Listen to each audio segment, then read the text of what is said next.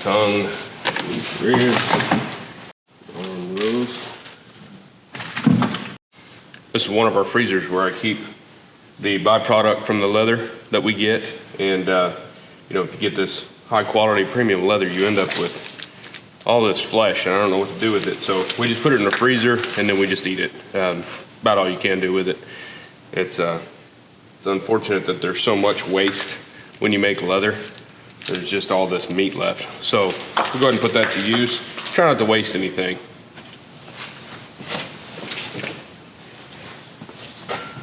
You own your own business. You're also the janitor, and the floor sweeper, and the bathroom cleaner. Don't forget that.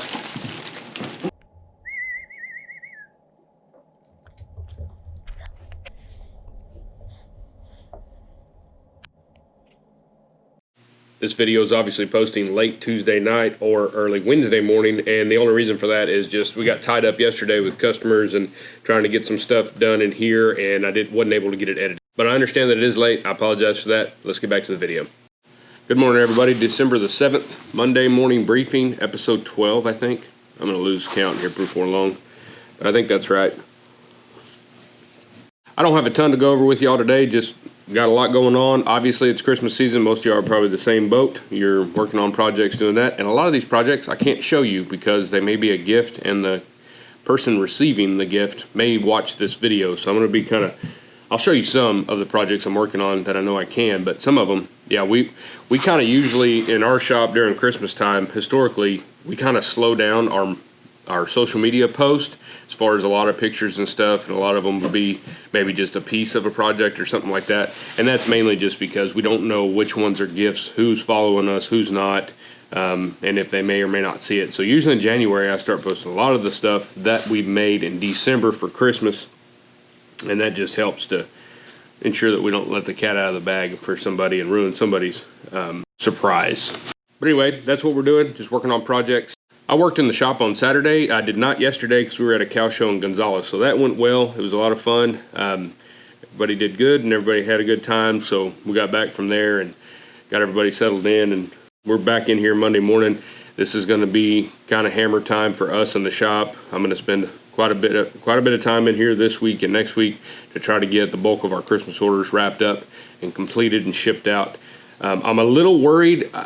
I'm sure y'all have heard about it too, but it looks like the USPS and UPS, I'm assuming FedEx too, but I don't use FedEx, but they're all predicting slower than normal delivery times and possible problems and issues because of the amount of shipping that's going on this year with the COVID situation, pandemic situation. So everybody's ordering online from Amazon and stuff like that. So I am a little bit leery of it, so I'm going to try to get the bulk of our stuff shipped out super early, for us, super early. I'm going to try not to ship anything that last week of Christmas if I can help it, that last week right there before Christmas.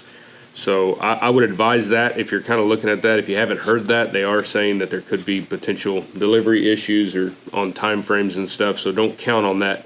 You know, if it's a one-day ship for you in your area to somewhere else, don't count on that. Leave yourself a day or two in there also, just in case it kind of lags back. I know our UPS driver already has his helper out, so we see him sometimes, and sometimes it's his helper. They kind of split and divide and kind of help each other deliver, even in this little town. So he's got quite a bit of packages. So just something to keep in mind. I want to thank everybody that took advantage of our sale, our Black Friday through Cyber Monday.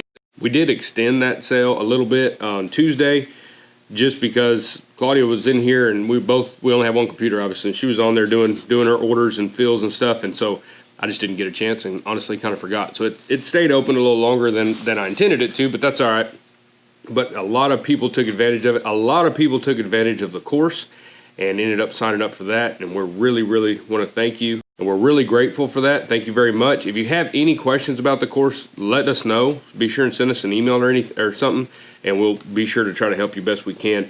I have had a lot of questions on where's the ebook. It says it comes with a free ebook. The ebook is in the very first section. I went back and checked it, and it's in I think it's the introduction section. But anyway, that very first section, you'll see the ebook there, and you can read through it and scroll through it right there in that section. But underneath it, on the bottom left-hand corner, right underneath that square that it's set in, there's a little button there that says download, and there's a little link there. And if you click that, you can download the entire ebook to your hard drive on your computer, and then you can print it or just keep it, or I guess put it on your iPad if you want to look at it, reference it. But it is right there. We don't actually mail it out to you. It's just in the course. You can download it if you want. I think all the resources, it's been a while since I created that course, but I think all the resources in there, the photos and the little worksheets, I think they're all, you're able to download those and print those. So you could make a little binder with all that stuff in there if you need to quick reference it without having to log into the deal. The videos, obviously, you can't download those, but you can certainly watch them.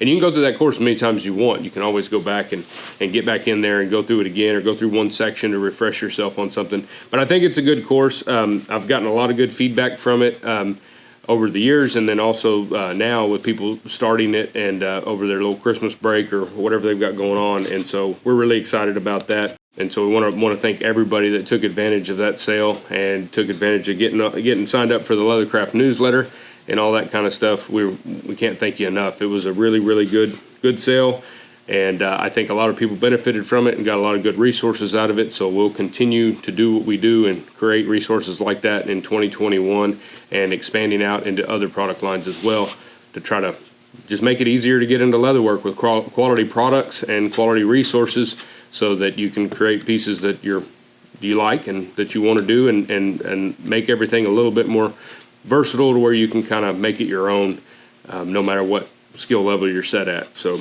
but this week we've got some more leather coming in. I've got some, our books, like I said, have been closed, but we're still, handling orders that are coming in for next year, February delivery and stuff like that.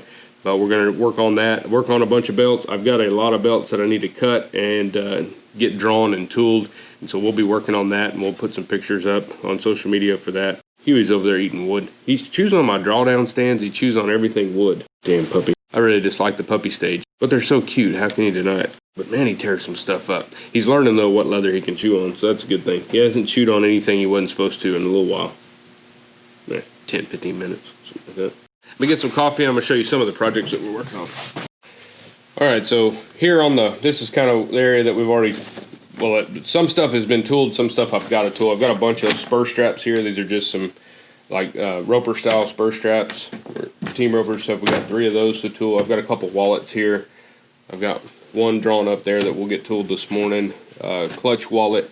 And then this is going to be another little wristlet that we're working on. And somebody had seen the sunflower wristlet that we did, the full quill ostrich, and I had just enough of that left.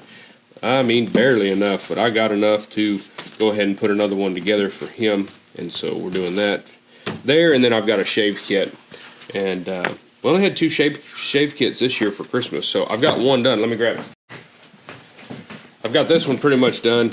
I can kind of show you kind of what it looks like. It's got a name on it, so I'd prefer to cover that just so you don't, just in case. I doubt he's watching our channel, but just in case. But anyway, but that's one. I've got to punch my holes here for our little strap, and we'll do that. And we just did basket stamp on the back.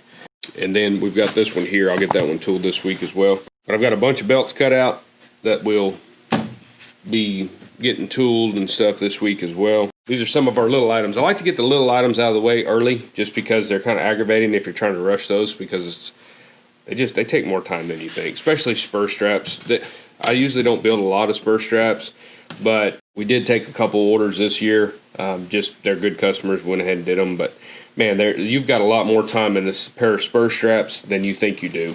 And so that's why a lot of saddle makers won't do them. That's why a lot of leather craftsmen won't do spur straps, just because it's unbelievable how much times. I mean, it's not weeks or nothing, but it's way more time than you would think that goes in a pair of spur straps. So it's not something that I really like to build, but I will. It's kind of like, how do you tell? You say, no. Saddle shop, we don't build spur straps. It's kind of weird. So we do build a few, but I do not take a lot of orders of those. And then I've got a couple belts that we've tooled up and painted up. I'm going to cover the initials because I don't know, again. Well, this one I can show. This one is, he ordered it for himself. It's not really a Christmas gift. But he requested orange for the orange. Some people make fun of how I say orange. Claudia didn't think it was going to look very good on a two-tone belt. I knew it was going to look really neat. I think it looks great. But being Texas Aggies, it's hard for us to accept any orange color. And so she just can't get over that. But I think it looks pretty cool. I think it turned out neat. I'm a little biased to maroon, but that's it doesn't run that deep. I can do some orange. That's cool. Huey is really mooring up my drawdown stands. We didn't have a podcast out last week. We have a new producer, and I haven't asked him if he wants his name publicized.